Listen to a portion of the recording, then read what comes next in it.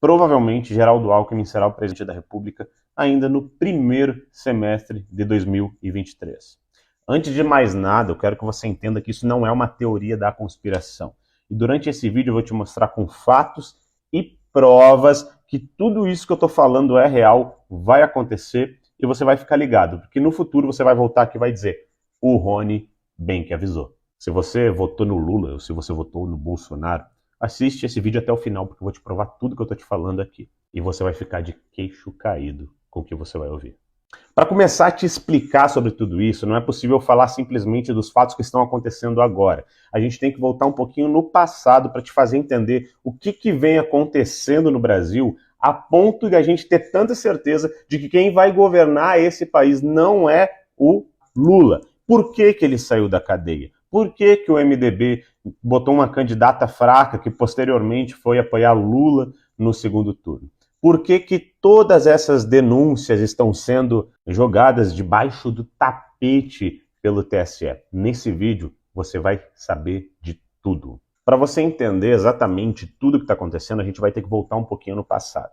Você lembra muito bem dos escândalos do Petrolão e do Mensalão que aconteceu durante os governos Lula, mas você talvez não saiba muito bem o que aconteceu durante os governos Fernando Henrique Cardoso. E o que isso tem a ver com o que vai acontecer no próximo semestre de 2023? Fernando Henrique Cardoso foi um presidente que se elegeu as duas vezes no primeiro turno. Ele era um esquerdista do PSDB, né? Na eleição de 2002, o Lula ele se elegeu depois de fazer uma carta pela democracia. Chamou um empresário para ser seu vice e só assim conseguiu ganhar o governo brasileiro, depois de dizer que era um homem que não ia mexer na economia e aquelas coisas todas. Pois bem, o que mudou de lá para hoje? Vejam bem, um fato verdadeiro sobre a política é que nem Lula nem Bolsonaro nunca governaram esse país. Quem sempre governou o Brasil foi o Centrão. E todos nós sabemos disso. O Centrão ele representa nada mais nada menos do que o sistema político que toma conta do Brasil. Na verdade, é o maior câncer que existe no Brasil, são esses políticos. Talvez representados aí por Michel Temer, Aécio Neves no passado, o próprio Geraldo Alckmin e José Serra. Agora vamos voltar nas eleições passadas. Depois que Lula deixou o país quebrado e uma dívida enorme para Dilma, a Dilma sofreu um impeachment. Quem fez esse impeachment, quem liderou esse processo de impeachment, foi parte da direita sim, mas era uma direita que era muito enfraquecida, tendo tomado o protagonismo do Centrão, essa galera jovem aí, do MBL e tudo mais, e muita gente apoiou o impeachment da Dilma. Isso porque a Dilma não estava mais favorecendo o Centrão, na época, nesses escândalos aí, como o próprio Mensalão, que era o que bancava essa galera do centro, que são os caras que realmente roubam, enchem o bolso de dinheiro, estão sempre se enriquecendo às custas dos impostos do povo brasileiro. Em 2014, quando a Dilma sofre o impeachment, Michel Temer assume o poder. E foi o primeiro momento que os partidos de centro tiveram realmente o poder da caneta no Brasil com o Michel Temer, né, do MDB. E tiveram 2 anos para trabalhar um novo nome para ser o presidente da República. E quem era o candidato? Exatamente, Geraldo Alckmin. Todo mundo sabe que essa oposição do PT e do PSDB sempre foi de fachada. Em 2014, quando Michel Temer, que era do MDB, e essa base do Centrão toda, que sempre deu base para os governos do PT, o Michel Temer, quando assumiu, ele indicou ninguém mais, ninguém menos para o STF, um rapaz chamado Ministro Cabeça de Ovo. Eu mal posso citar o nome dele aqui. Depois da morte inesperada do ministro Teori Zavascki. Hoje vocês sabem exatamente o que esse ministro vem fazendo com o Brasil. O sistema político não envolve apenas políticos, eles envolvem a mídia, que ganha muito dinheiro com isso, eles envolvem políticos corruptos, eles envolvem empresários que lavaram muito dinheiro durante todos os esquemas de corrupção do Brasil. E exatamente por esse motivo que eles não permitiram que durante todos esses anos Jair Bolsonaro pudesse governar o país. Só que o que acontece? Quem botou Lula na cadeia pelos vários crimes que ele cometeu foi um juiz de primeira instância. Logo depois ele foi condenado por desembargadores e, por final, foi condenado pelo STJ e pelo STF.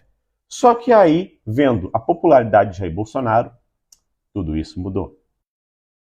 Nos cálculos de todo esse sistema político, coordenado aí por Michel Temer, Alexandre de Moraes, Geraldo Alckmin, o PSDB e tudo mais, ao derrubar a ex-presidente Dilma, eles teriam protagonismo diante da população. Seriam eles os grandes algozes do PT, afinal de contas, sempre foi PT contra PSDB, não é mesmo? E eles lançaram aí o nome de Geraldo Alckmin, inclusive para a presidência da República, enquanto o PT estava com seu maior líder, Luiz Inácio Lula da Silva, preso. Só que dentre tudo isso surgiu uma coisa que eles não calculavam.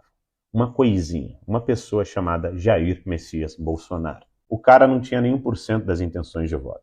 Ia no programa da Luciana Gimenez, falava aquelas propostas dele, e aquele combate à corrupção, o fato dele ter sido citado como o único parlamentar que era honesto e que nunca recebeu dinheiro de corrupção, começou a andar pelo Brasil fazendo campanha simplesmente com um celularzinho e começou a cair no gosto e nas graças das pessoas. Ele não era corrupto, as pessoas começaram a chamar ele de mito. E o óbvio acabou acontecendo, pelo menos para a população.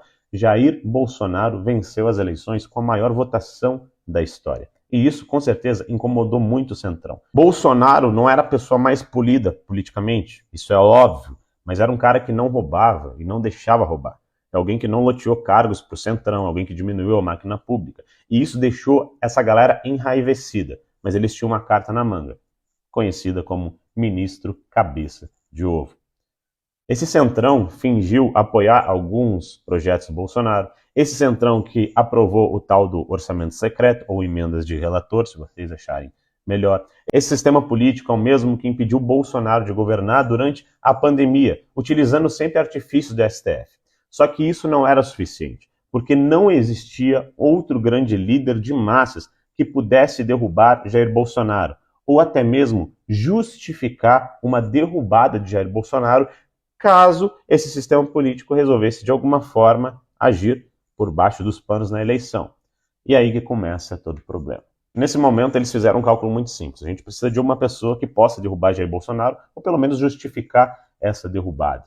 Para isso, a gente precisa botar alguém nosso de vice. Alguém que coordene todas as nossas expectativas de sistema político, esse sistema que oprime tanto o povo e enche o bolso deles de dinheiro. E exatamente nesse momento que todas as ações que Lula respondia, todas as ações que Lula foi condenado, passaram a ser anuladas pelo argumento de que foi um erro de CEP.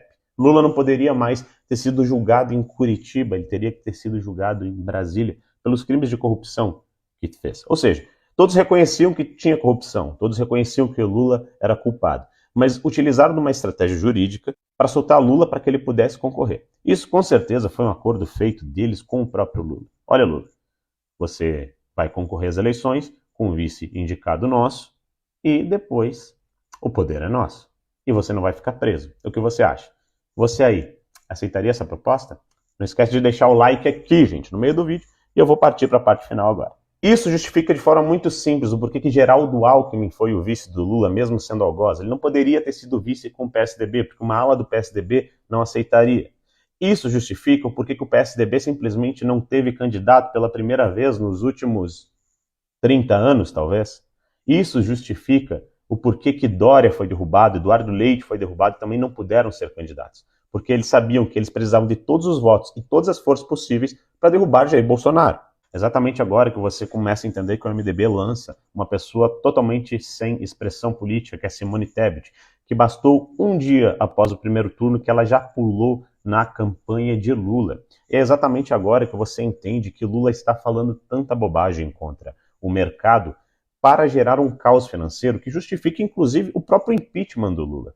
E sim, o Lula está ciente de tudo isso. É um acordo que é feito aí para o próprio Lula sair limpinho, tranquilo, não responder mais nenhum processo, viver o resto da vida dele com tranquilidade, conseguir espaço para todos os cupinchas dele no governo, e quem vai tomar o poder é o sistema político. Alckmin vai ser o presidente da República em menos de 6 meses. E se você tem alguma dúvida, você pode pesquisar tudo isso que eu falei para vocês. E daqui a 6 meses você pode voltar aqui nesse vídeo e me cobrar. Lula não vai governar. Sabe qual é a analogia boa disso? É igual o McDonald's e o palhaço do McDonald's. Todo mundo sabe que o palhaço é a cara da marca McDonald's, mas não é o palhaço que administra. O Brasil vai ser entregue nas mãos desses políticos do sistema, esses corruptos que aparelham o Estado. Isso com a desculpa de que precisamos de estabilidade política. Tirar o Lula da jogada é uma das fases do processo. Outra fase do processo, com certeza, é tornar Bolsonaro inelegível para os próximos anos. Isso porque eles têm o STF na mão trabalhando em função disso e também tem grande parte dos políticos trabalhando em função disso. Veja bem, para provar um impeachment do Lula com esse Congresso que a gente tem hoje, basta passar o pedido. Agora, tudo que eles querem é que a presidência da Câmara e do Senado caiam nas mãos de gente do Centrão. E esses acordos já estão sendo feitos. E isso também explica essa PEC absurda que vai levar o Brasil ao caos para pagar Bolsa Família de 600, mais não sei o que, mais pipipi, mais popopó. Pois eles tinham que tirar uma pedra do sapato chamado Bolsonaro. O único que poderia justificar isso é a vinda do Lula. E para que o Lula venha, fazem um acordo para limpar o nome dele, a ficha dele, e depois tomar a presidência da República e entregar nas mãos daqueles canalhas que sempre roubaram a gente. E se você assistiu esse vídeo até aqui, não esqueça, me segue aqui, me segue também no Instagram, que eu vou estar gerando mais conteúdos de qualidade para você. Um forte abraço.